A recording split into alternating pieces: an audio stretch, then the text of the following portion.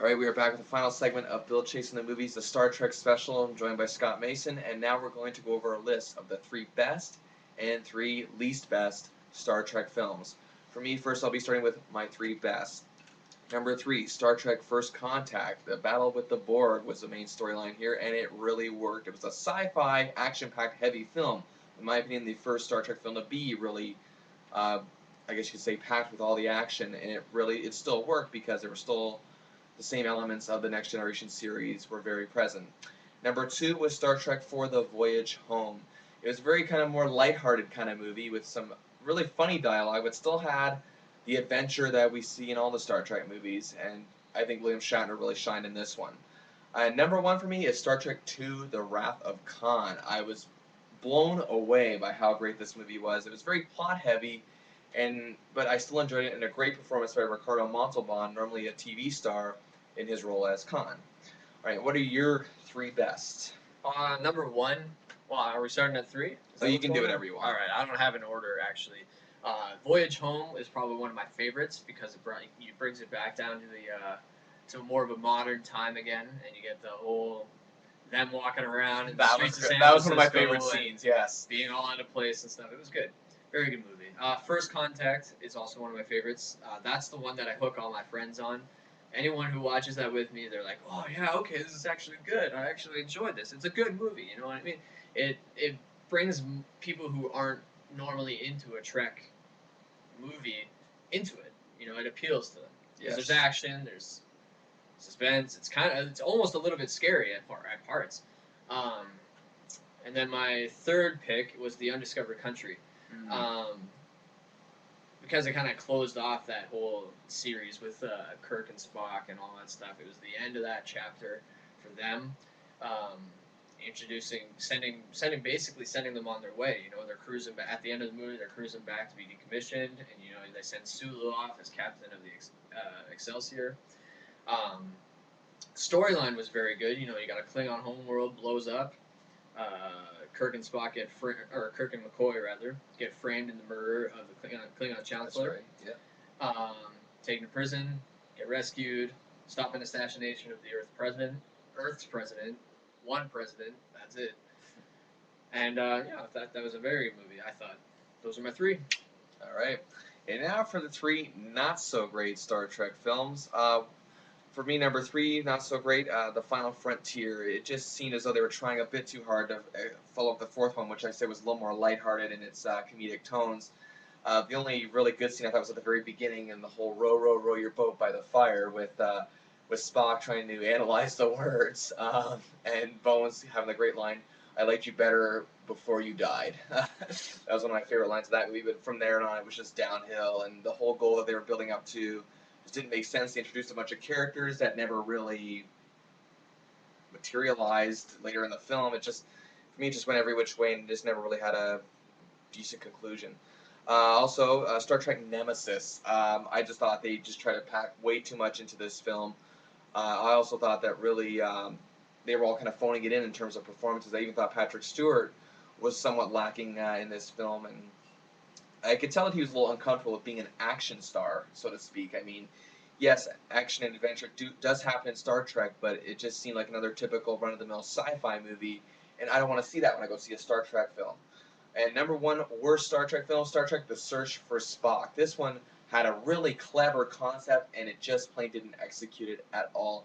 I don't know if it's necessarily the worst or just more so than it is disappointing. It, After Wrath of Khan came out, many people were looking forward to this film. I remember talking to my parents about it, and they really loved Wrath of Khan. And when Search for Spock came out, it just felt as if it was just dragging and dragging and dragging.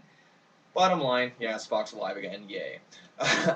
So that's my 3 worst. What about yours?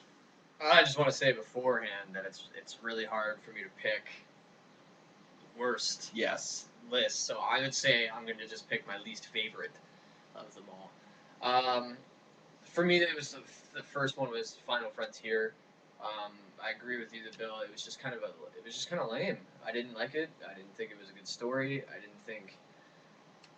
I was not entertained. Is the bottom line. I was not entertained by that. It was just Yeah, I agree. No real character development in there. They just kind of jumped in. Oh, Spock has a half brother.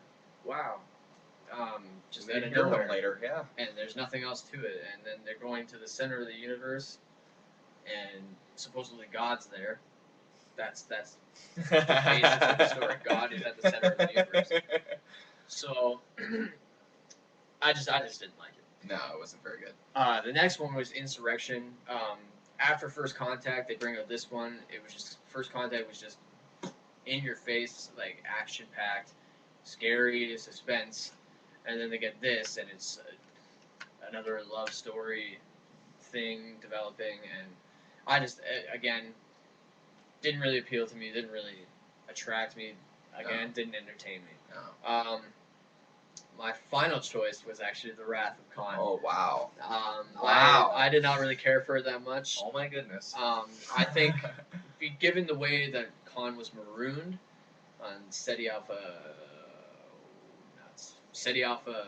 5, Yes. that's the planet he was stuck on. Yes. Given how that happened in the series, and that was a very triumphant victory for Kirk, I think they should have cut it off there. Really. And left it as Khan is there. That's it. Done.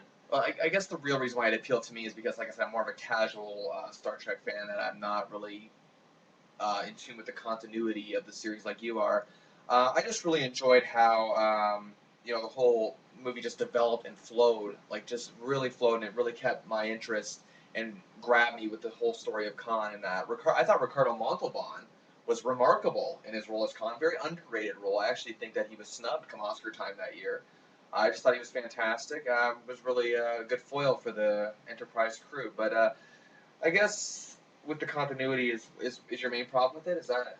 Well, I agree with you. He is a very good actor and stuff like that, and that's even reflected in the original series. It's the same. It was the same style, same swagger that he had going on. Yes. I don't know if you know what Khan and his species originated from. It was actually the same guy who created Data, Dr. Sohn. Okay. Yes. He was trying to birth this kind of superhuman race, and you hear about that kind of in the Enterprise series. Yes. So they kind of just wanted to take over, and they were trying to. That's where the Enterprise and Kirk got involved and all that. Mm-hmm. Kirk maroons them on the planet, and after a huge fight between them all, and it was a big story. Yeah. And that was a big, huge victory. To have him come back after that, it was just kind of for me, it was you're kind of taking away the victory from Kirk there. Mm-hmm. And it's nothing against the acting and stuff like that, because it was cool acting, and you do have the surprise ending at the end, and Spock dies, and it's that's a big deal, and that was a big scene. Kirk cries at the end, the torpedo shoots him out onto the new planet. It was a big story, and it's always made fun of. Even it's a story that's even made fun of in shows like Family Guy and stuff like that. Yes. So it's just I don't know. It lost appeal to me because yes, I'm connected to the original storyline. Okay, fair enough. That's fair enough. But anyway, it's been great having you here on the show. Next week I will be back with more reviews, including Angels and Demons, starring Tom Hanks. I've been looking forward to that one for a while, as well as Next Day Air, the new comedy with Donald Faison and Mos Def. Also, Limits of Control, starring Bill Murray and Tilda Swinton. Also, I will have other reviews, including Goodbye Solo, a new indie flick that's really been causing a buzz, and a new Michael Caine movie entitled Is Anybody There? That's it for this week's edition of Bill Chasing the Movies, and until next week, I will be at the movies. Couldn't take any more of his talking.